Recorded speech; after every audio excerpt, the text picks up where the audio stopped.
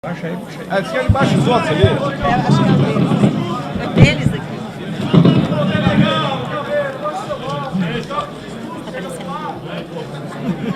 O que aconteceu ontem no Tribunal Superior Eleitoral é muito simples. Inventaram uma inelegibilidade imaginária para me caçar. Hoje, o sistema de corrupção, os corruptos e os seus amigos estão em festa.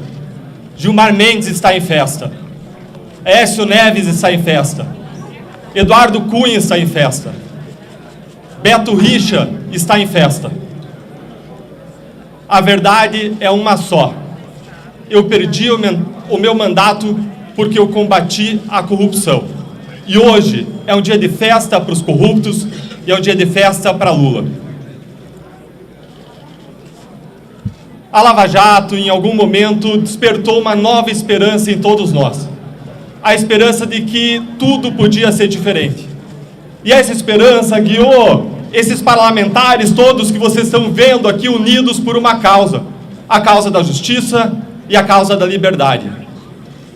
Agora, o que nós vimos com o passar do tempo foi um sistema se recolocando, se reconstruindo e se vingando. Se vingando primeiro com a anulação das condenações, com a formação da nova figura dos descondenados como Lula.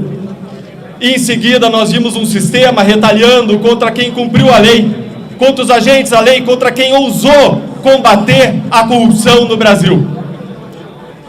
Eu fui caçado por vingança. Eu fui caçado porque eu ousei o que é mais difícil no Brasil: enfrentar um sistema de corrupção, os corruptos mais poderosos no país, porque eu ousei me unir a tantos brasileiros que quiseram se erguer contra um sistema de corrupção em relação ao qual todos estão cansados e querem virar essa página. O presidente da República e o seu Partido dos Trabalhadores pediram a minha cassação. E eles conseguiram que 7 ministros superassem todos os pareceres e decisões unânimes anteriores e me cassaram, liderados por um ministro que já disse ao ministro Alexandre de Moraes na cerimônia de diplomação do Lula: missão dada, missão cumprida. Liderados por um ministro que, ao encontrar Lula certa vez, disse: está tudo em casa. Eles me cassaram por uma inelegibilidade imaginária.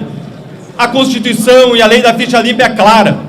Ficam inelegíveis membros do Ministério Público que saem na pendência de processo administrativo disciplinar. É clara, é objetiva. Existia algum processo administrativo disciplinar? Não, nenhum, zero. Mas eles construíram suposições. Uma primeira suposição de que reclamações poderiam se converter em algum procedimento disciplinar.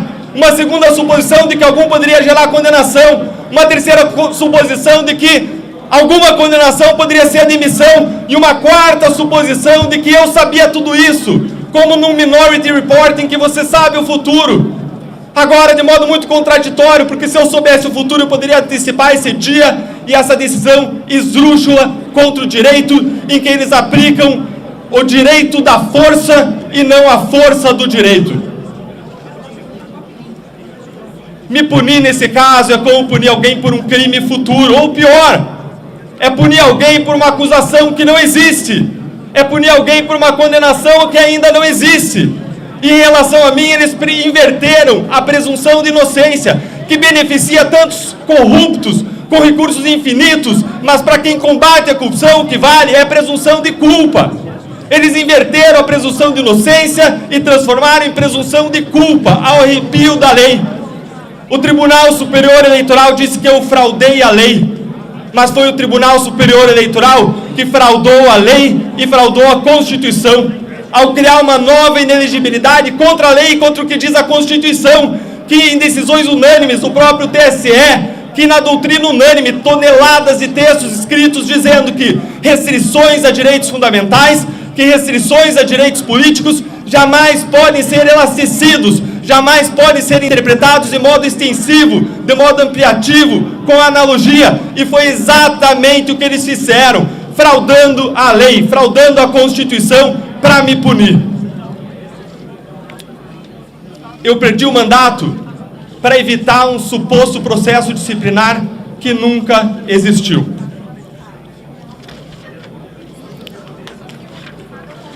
Hoje, o sistema de corrupção implementa a sua vingança e tem muitos poderosos unidos nesse esforço.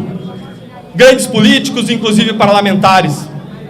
Um presidente da República condenado por corrupção e descondenado numa decisão política do Supremo Tribunal Federal. Nós vemos ainda unidos certos ministros do Supremo Tribunal Federal e do Tribunal Superior Eleitoral que sempre se opuseram à Lava Jato, especialmente quando ela atingiu os seus políticos corruptos de estimação. E como diz a Bíblia, até quando os maus continuarão alegres? Até quando se mostrarão orgulhosos e se gabarão dos seus crimes? Até quando os maus continuarão alegres? Até quando os maus seguirão orgulhosos e se gabando dos seus crimes no nosso país? Hoje, Aécio Neves tem mandato. Hoje, Beto Richa tem mandato. Hoje, Lula tem mandato. Agora, quem combateu a sua corrupção perde o mandato.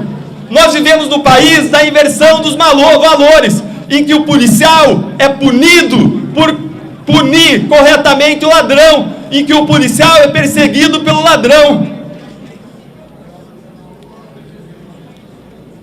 Nós hoje lutamos por liberdade. A liberdade de ousar buscar uma transformação no nosso país. E é isso que as eleições proporcionam. Caçar um mandato, caçar milhares de votos é mexer com o que existe de mais sagrado no sistema democrático, no sistema eleitoral, que é o poder do voto, que é a soberania popular. E hoje eles anularam a soberania popular, eles anularam o poder do voto com base, mais uma vez, em uma inelegibilidade imaginária, fraudando a Constituição e fraudando a lei. O sistema permite que o sistema permite que vocês esqueçam muitas vezes da verdade básica. Todo o poder emana do povo. E existem os donos do poder que muitas vezes querem se sobrepor à lei, se sobrepor ao povo, se sobrepor à Constituição, se fazendo soberanos, se colocando no lugar do povo. E nós jamais podemos admitir isso, porque esse é o germe que aí sim corrói a democracia no nosso país. Há quem tenha sido caçado por ter questionado as urnas. E hoje, o Tribunal Superior Eleitoral anula todas as urnas do estado do Paraná. Isso frauda e mina a nossa democracia. Se eles podem anular a voz de tantos, o que é que vai impedir eles? Qual é a dificuldade que haverá de anular a sua voz, de anular a voz dos brasileiros, de anular a voz dos parlamentares que estão aqui, com que eu tive o privilégio de lutar ao longo desses meses de mandato, com honra, com orgulho, para fiscalizar o poder executivo e os seus desmandos. As eleições são a porta da transformação numa democracia. Se fecharem essas portas, não existe democracia. E é assim que as ditaduras começam, como começaram na Venezuela, como começaram na Nicarágua, quando tribunais de justiça caçaram o mandato de opositores políticos. E é esse o risco que nós vivemos hoje no Brasil. Instituições precisam ser respeitadas. Agora, instituições são compostas de pessoas. E o nosso problema no Brasil é que as instituições são boas, mas existem muitas pessoas ruins. E se cercear de criticar as pessoas para não manchar as instituições é contraditório. É uma incoerência. Porque deixar de criticar as instituições que elas mesmas, deixar de criticar as pessoas que elas mesmas corroem as instituições é enfraquecê-las, porque são elas que corroem as instituições. Nós precisamos ter a coragem, nós precisamos ter a liberdade de criticar os desmandos e as arbitrariedades dos poderosos. E se hoje eles cometem arbitrariedades comigo, com um mandato eletivo, quanto mais podem fazer com toda a sociedade brasileira, quanto mais no dia seguinte vão fazer com cada um dos adversários políticos do governo de ocasião. Desde que eu entrei no Congresso, muitas pessoas me perguntaram se eu estava gostando de estar aqui. E a minha resposta sempre foi a mesma. Eu não me pergunto se eu estou gostando. Eu me pergunto se eu estou mais próximo do meu propósito. Um soldado no campo de batalha, ele não pergunta se o seu travesseiro está macio. Eu não estou aqui por um cargo. Eu estou aqui por um propósito. Eu estou aqui por uma transformação. Todo tombo dói. Mas eu não vou desistir. Como muitos cristãos ao longo da história, quando parecia que eles tinham tomado um tombo e que era um fim, na verdade aquilo era um novo começo. E hoje é um novo começo para a minha voz. Com esse tombo eu convido que todos que lutam contra a quebra da liberdade, contra a quebra da democracia, contra os abusos poderosos, que se reergam desse tombo comigo, unindo a sua voz, unindo a voz de uma oposição que hoje...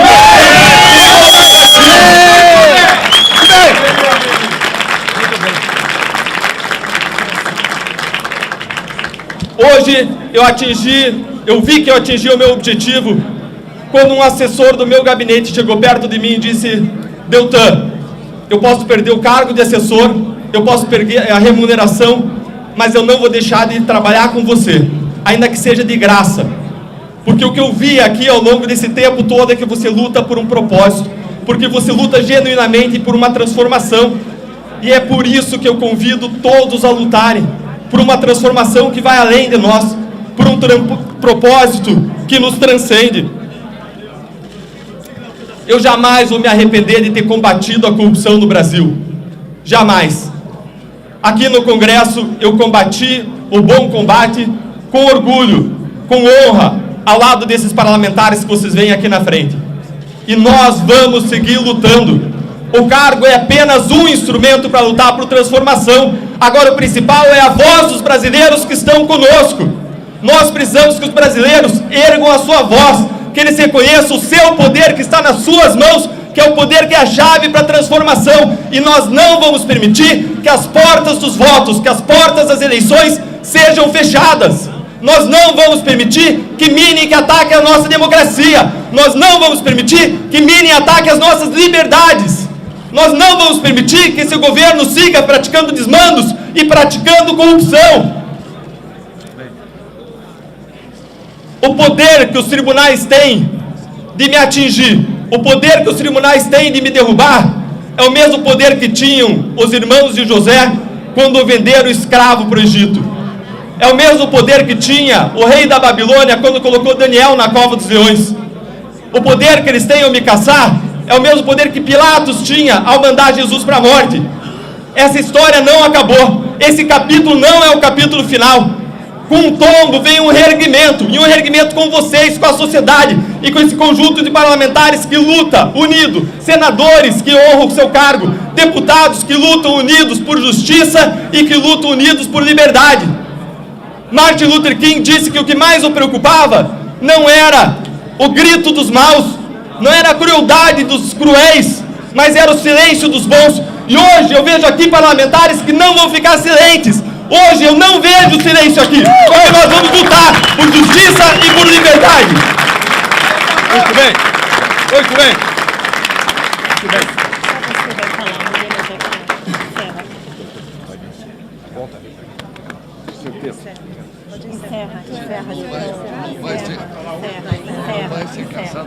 Agradeço a todos pela presença.